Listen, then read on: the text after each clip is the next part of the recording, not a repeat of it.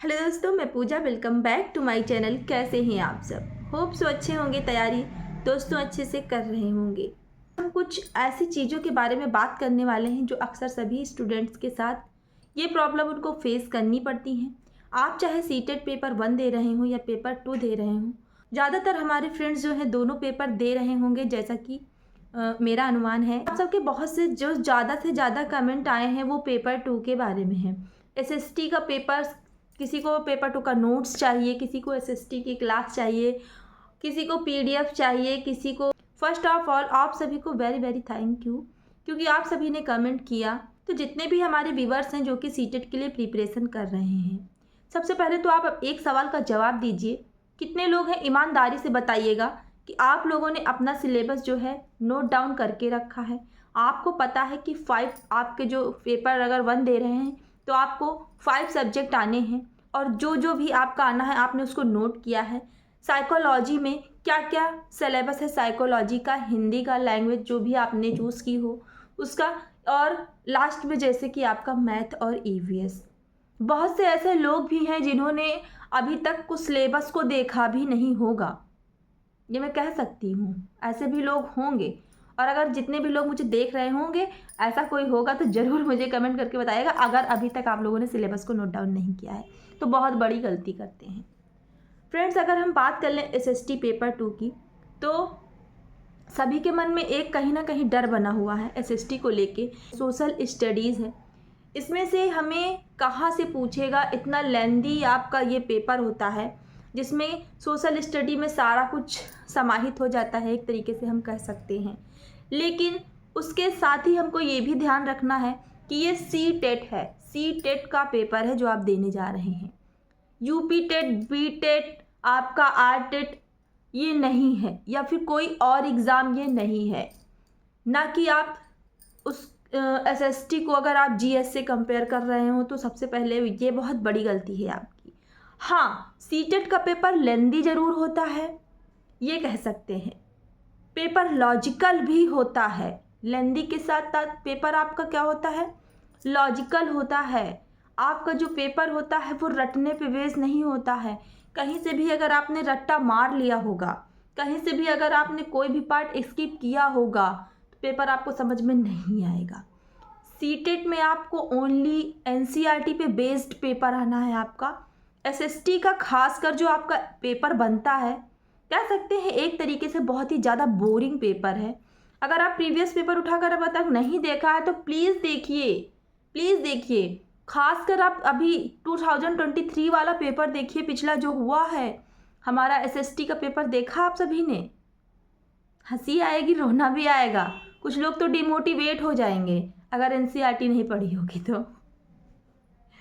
मैं सच बता रही हूँ, अगर अभी तक आप लोगों ने प्रीवियस ईयर पेपर नहीं देखा है, 2023 वाला जो हुआ था एग्ज़ाम आपका, देगा इतना ज़्यादा बकवास पेपर है, इतना ज़्यादा बेकार पेपर है कि मैं क्या बताऊँ आप सभी को।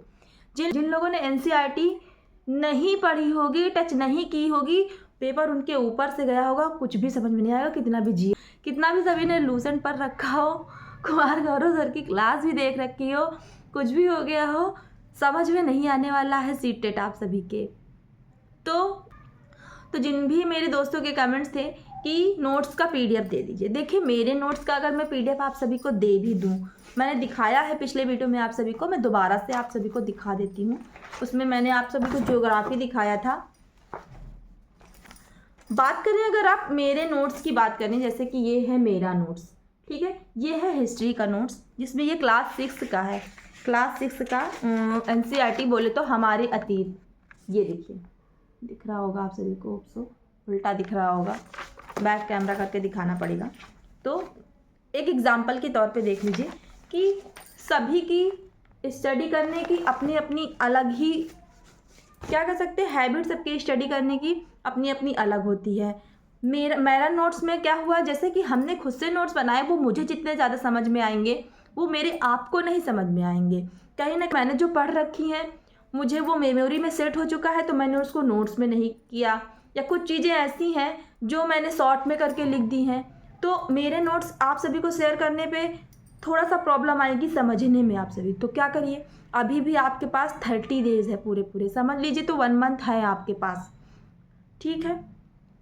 कोई देर नहीं हुई है, थोड़ी सी मेहनत की ज़रूरत है। बिल्कुल पैसा मत वेस्ट कीजिए आप सभी फॉर्म भरने का, मैं सच बता रही हूँ। कोई नहीं बताएगा कि एक स्टूडेंट का क्या थिंकिंग क्या होती है। मैं आप सभी को झूठ में नहीं, बहकावे में नहीं लाने वाली हूँ कि ये ले लीजिए मेरे नोट्स, ये रही उनकी पीडीएफ, कुछ नहीं होने वाला है। एनसीईआरटी की 1 बाय 1 लाइन उठा के दे रहा है। पेपर देखिएगा पहले, उसके बाद आप कमेंट करिएगा। सबसे पहले प्रीवियस ईयर पेपर नहीं देखा है, जाके ज़रूर देखिएगा। मैंने हर वीडियो में लिंक शेयर किया हुआ है, इस वीडियो के नीचे डिस्क्रिप्शन में लिंक शेयर कर दूँगी। आप जो है पेपर 2 एसएसटी का पिछला वाला देखिएगा, बस नॉर्मल पिछला वाला, उससे पहले जो आया वो फिर भी ठीक था, पर सही आ रहे थे। जिस तरीके की जो मेरी नोट्स है उसमें मैंने उसी तरीके से बनाया हुआ है जिस तरीके से पेपर आ रहे थे। लेकिन अभी जो पिछला पेपर आया है उसको देख के वाकई में मैं बोल रही हूँ, एनसीईआरटी नहीं पढ़ोगे तो डिमोटिवेट हो जाओगे यार, सच बता रही हूँ मैं। तो हमें क्या करना है, एनसीईआरटी की जो मैंने ऐप बताया है आप सभी को, फ़ोन में जाकर अगर आप कोई भी पैसा खर्च नहीं करना चाहते हैं, थोड़ी सी मेहनत कर लीजिए। स्मार्टफोन जैसे आप यूट्यूब देख रहे हैं, आप एनसीईआरटी का समाधान का जो ऐप है उसको आप डाउनलोड करिएगा दोस्तों। उसमें बहुत ही अच्छा आपको पूरी बुक मिल जाएगी। आप उसको, बस छोटी सी बुक है यार, 6-7 8 का आपको पढ़ना है, आप उसको पढ़ सकते हैं। उसके बाद जो भी क्वेश्चन आपको नहीं समझ में आते हैं उसके अलग से क्वेश्चन के आंसर भी दिए हुए हैं, प्लस सबसे मोस्ट इम्पॉर्टेंट बात, उसके एमसीक्यू भी दिया हुआ है। और वो बिल्कुल अच्छी तरीके से अच्छा खासा पेपर बनाया हुआ है उसमें। उसको आप सॉल्व करेंगे तो कहीं ऐसा नहीं लगेगा कि ये सीटेट का पेपर नहीं है। हाँ, थोड़ा सा लेवल ऊपर होता है उसका, लेकिन एक बार आप उसको सॉल्व कर लेंगे तो कहीं ना कहीं आपकी थिंकिंग जो होगी वो बेस्ट हो जाएगी फ्रेंड्स। तो मेरी यही आप सभी से सजेशन है कि आप एनसीईआरटी पे फोकस कीजिए। 6, 7, 8 आपको 3 सब्जेक्ट जरूर पढ़ने हैं। क्वेश्चन आपके पॉलिटी से भी बहुत ज़्यादा पूछे जा रहे हैं, खासकर आपके ये लोकतंत्र और चुनाव से संबंधित जो भी आपके क्वेश्चन है वो आ रहे हैं। लेकिन बिल्कुल भी रट्टा मारे वाले कोई भी क्वेश्चन आंसर, डायरेक्ट आंसर जो भी होता है क्वेश्चन का, वो ऐसे क्वेश्चन नहीं दे रहा है। एग्जामिनर कहना क्या चाह रहा है, हमसे पूछना क्या चाह रहा है, बकवास क्वेश्चन करता है, लेकिन आंसर हमें देना बहुत ज़रूरी है। और तो हमें क्या ऐसे इस तरीके से प्रिपेयर होना, उस जैसा वो क्वेश्चन कर रहा है उस तरीके से हमको क्या करना है, अपने आप को प्रिपेयर कर रहा है। एनसीईआरटी की यार लाइन बाय लाइन पूरी बुक में, जिसका कोई मतलब नहीं है, बस वो एनसीईआरटी में लिखा है इसलिए वो पेपर में उठा के दे रहा है, ठीक है। एनसीईआरटी में लिखा है वो पेपर में उठा के दे रहा है, उसी को 4 ऑप्शन बनाएगा, एक गलत कर देगा घुमा फिरा के, हमारा सर चकरा जाएगा और समझ में नहीं आने वाला। इसीलिए मैं कह रही हूँ एनसीईआरटी को आप उसका डीप नॉलेज रखिए। सारी चीज़ें आप बुक को जो है 1 बार 2 बार 10 बार रीड कर लीजिए, ठीक है। लिखने की भी बहुत ज़्यादा ज़रूरत नहीं है, इंपॉर्टेंट जो पॉइंट्स होंगे उनको आप लिख लीजिएगा, बहुत ज़्यादा लिखने की कोई भी ज़रूरत नहीं है। नॉर्मल जो कि चीज़ें पूछी ही जाती हैं, जैसे कि आपका भीमबेटका वाला क्वेश्चन है, गोलकुंडे का क्वेश्चन आता है, आपका दूसरा सौर मंडल है, आपका सौर मंडल से जितने भी आपके प्लैनेट्स हैं, ठीक है, ये सारी चीज़ें आपकी पूछी जानी है। आपका अक्षांश है, देशांतर है, और आपका उपसौर अपसौर है, ये सारी चीज़ें जो हैं आपको पूछी ही जानी है, तो उनको आप पढ़ लीजिएगा। अदर से अगर कहीं से भी आपने पढ़कर रखा है, आपके पास नोट्स हैं, वो ठीक है, लेकिन एक बार एनसीईआरटी में जो जो चीज़ें लिखी है यार वो ज़रूर आप देखिएगा, क्योंकि वो पॉइंट टू पॉइंट एनसीईआरटी की चीज़ें पूछ रहा है, क्योंकि डायरेक्ट क्वेश्चन नहीं पूछ रहा है ना, वो डायरेक्ट आंसर लेना चाह रहा है। वो केवल एक डिस्क्रिप्टिव में क्वेश्चन लिखता है और डिस्क्रिप्टिव में ही वो आंसर देता है। आंसर क्या, आपसे आंसर नहीं पूछ रहा, वो आंसर खुद ही लिख के देता है सीटेड। आपको क्या करना होता है, उसमें से बेस्ट ऑप्शन चूज़ करना होता है। बेस्ट ऑप्शन चूज़ करना इतनी भी छोटी बात नहीं होती है, आप समझ सकते हैं। आप भी डरने की बात नहीं है, बस प्रीवियस ईयर पेपर देखिए, एनसीईआरटी करिए, सब हो जाएगा। चिल मारिए, बस बहुत ज़्यादा इधर उधर भागने की कोशिश मत करिए।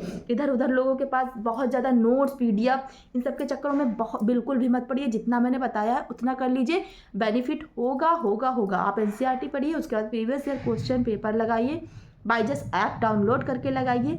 नहीं अगर आप लोगों ने डाउनलोड करके रखा, उसका भी लिंक मैं दे दूंगी, क्वेश्चन आंसर का भी लिंक दे सकती हूँ, बट उसका क्या है, पीडीएफ तो मिल नहीं सकता है ना, मैं डाउनलोड कर सकती हूँ। लिंक बता सकती हूँ आप सभी को, आप सभी वहाँ से जाके विजिट करिए। वहाँ पे प्रीवियस ईयर क्वेश्चन जो है फ्री में आपको मिलेगा।